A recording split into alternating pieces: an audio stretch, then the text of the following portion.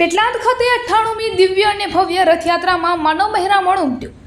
જય રણછોડ માખણચોરના નંદ ઘેર આનંદ ભર્યોના ગગનભેદી નારા સાથે વાતાવરણ ભક્તિમય બન્યું હતું. પેટલાદ ખાતેથી આજરોજ અષાઢી બીજ એટલે રથયાત્રા રણછોડજી મંદિરથી બપોરે 31 વાગે ઉપસ્થિત મહાનુભાવો દ્વારા પ્રસ્થાન કરાવવામાં આવ્યું હતું. ભગવાન જગન્નાથ, ભાઈ બલરામ અને બહેન સુભદ્રા 3 રથમાં સવાર થઈ નગરમાં ભક્તોને દર્શન આપવા નીકળ્યા હતા. ભગવાન જગન્નાથજીના વધામણા કરવા નગરજનો આતુર બન્યા હતા. તેમજ રસ્તામાં સેવાભાવી સંસ્થાઓ નાગરિકો દ્વારા છાશ, ઠંડુ પાણી, શરબત, નાસ્તો સહિતની વ્યવસ્થા જોવા મળી હતી. ઠેર ઠેર આજની આ ઐતિહાસિક રથયાત્રામાં નગરજનોએ પોલીસની કામગીરીને બિરદાવી હતી.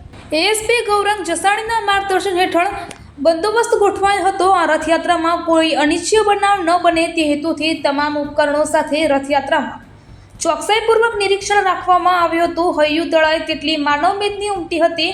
રથયાત્રાનો રૂટ રણછોડજી મંદિર થઈ ટાઉન હોલ, સરદાર ચોક, સ્ટેશન રોડ, ચિત્રના વડ, કાળકા ગેટ, નુરસિંહ મંદિર, ત્યાં મહંત શ્રી સમગ્ર રથયાત્રા રૂટ ઉપર હિન્દુ મુસ્લિમ સમાજ તેમજ ભક્તો દ્વારા મહંતશ્રીનું બહુમાન કરવામાં આવ્યું હતું. આજે આ રથયાત્રામાં ભગવાનના વધામણા થયા હતા.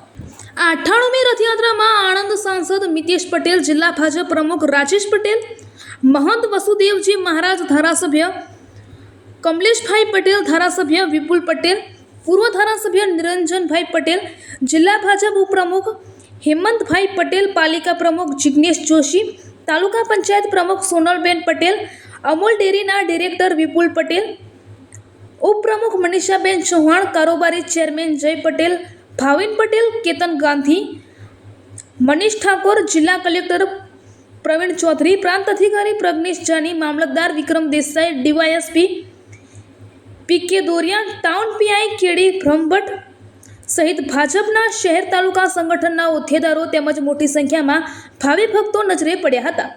બ્યુરો રિપોર્ટ, વિપુલ સોલંકી, પેટલાદ.